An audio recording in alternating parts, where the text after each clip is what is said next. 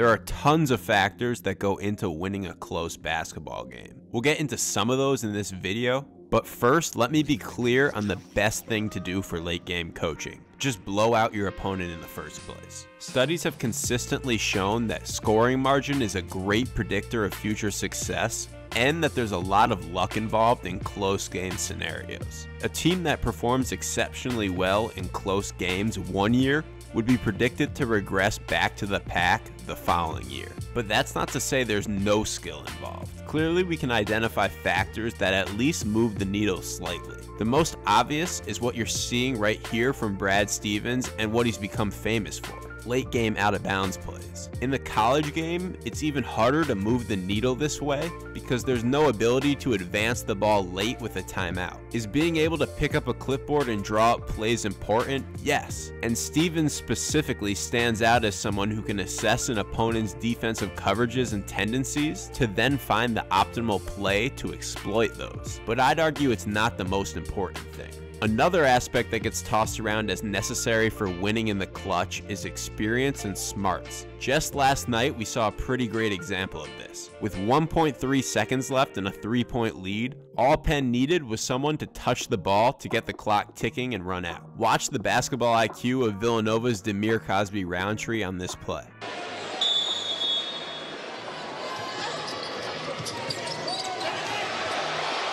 It's thrown in the backcourt. Smart play! Smart play! Brilliant play! Doesn't touch it! He lets the ball go out of bounds so that not only does the clock not start, but Villanova gets the inbound under their basket. Now, they did end up losing the game anyways after a shot at the buzzer by Phil Booth, but Cosby-Roundtree clearly gave them a better chance to win, which is all you can expect from a coach's or a player's decision making. Maximize your win probability, and hopefully the ball will bounce your way from there. We can even try to quantify late game coaching success. Here, the x-axis is each coach's win percentage in games decided by less than 5 points. The y-axis is each coach's win percentage in all games. The top right is ideally where you want to be. 6 coaches have won both over 70% of all their games and over 60% of all their close games. Mark Few, Bill Self, Brad Stevens, Jim Boeheim, Kelvin Sampson, and Dana Altman. If we move down the graph, these are the coaches that haven't been as successful overall as those first 6, but have been highly successful in close games. Andy Toole has the highest close game win percentage of anyone on the entire list. Moving to the left, we can see some coaches that have struggled in close games, at least relative to their wildly successful careers. Billy Donovan stands out here, with Jamie Dixon and Greg Marshall not too far behind.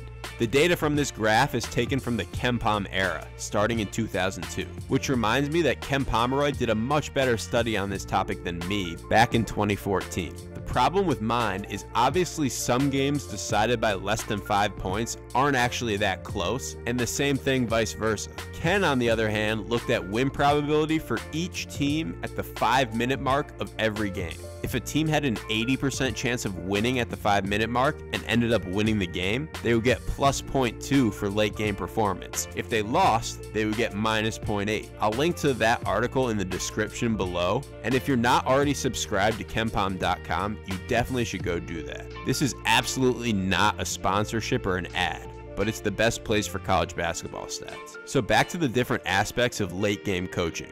To me, the number one thing I'm looking for in late game execution is something maybe a little less obvious. It's the ability to get whatever you do in the regular portion of the game to translate into clutch time. Teams that deviate from their base offense, which not only has been practiced over and over again, but also has been hopefully designed by the coach to maximize personnel, tend to struggle with shot selection at end of games.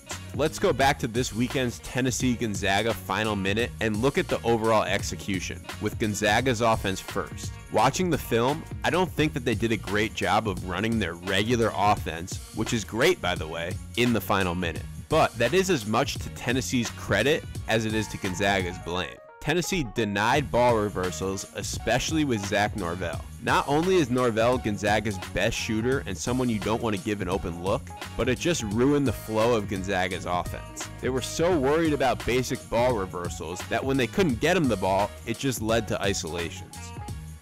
This play was the one time Norvell got open in the final minutes. The off-ball movement helped loosen up the denials just enough to get Norvell a touch, but he still was only able to catch it at the NBA three-point line, and that greatly increased the difficulty of the shot. On the last play of the game, again it looks like Hachimura might want to go dribble handoff with Norvell, but the denial instead leads to a pull-up three. Tennessee won the game, so you might think their execution was significantly better on the offensive end, but remember what I said about the ball needing to bounce your way. Here's Tennessee's second to last real possession of the game, not including intentional fouls. Schofield is facing the basket with his butt to the ball, which is usually how Tennessee will look in their basic motion offense. But then Tennessee starts running dribble handoff action instead. In other words, I'm saying it appears that the players didn't really know what they were in. A big reason for this could have been players like Schofield playing out of position due to Grant Williams fouling out earlier. The result of the play is Schofield catching it about 35 feet out for an ISO against one of the best defenders in the country in Brandon Clark. The NBA pull-up three goes in, but the process of getting it, and really the shot selection itself, was not great. On their next possession, I'd argue that this 10 seconds right here was the biggest coaching mistake made in the final minute of the game. It's tied with 40 seconds left. If Tennessee doesn't score here and there's less than 30 seconds left on the game clock, Gonzaga gets to hold for one shot and is in the driver's seat. Clearly with a tie game, you don't want to force up a bad shot here in an effort to go 2 for 1, but you at least want to be running action that gives you a chance at an early shot if it presents itself. After the timeout, Rick Barnes went to a middle ball screen with Jordan Bone and Schofield. That's potentially a good action to get a good shot, but look at where Schofield starts on the play. Not only is it very obvious what's about to happen, but I don't think you would see this from Tennessee in anything other than late game action. In the middle of the game, if this were to happen, you would probably see Schofield either rush out to ball screen or preferably get some ball movement and player movement beforehand. But regardless, the defense here from Gonzaga is bad. Perkins and Hachimura both aren't really down in stances and fall a step behind. Hachimura overhelps, and Bone not only makes the right pass, but it's right on target to Schofield, who again knocks down an extremely clutch three. So again, you want to maximize your decisions as much as possible in these situations, but in any one game sample, there is a degree of luck involved. These good and bad bounces balance out over time, but on Sunday, the bounces led to Gonzaga's first loss of the season.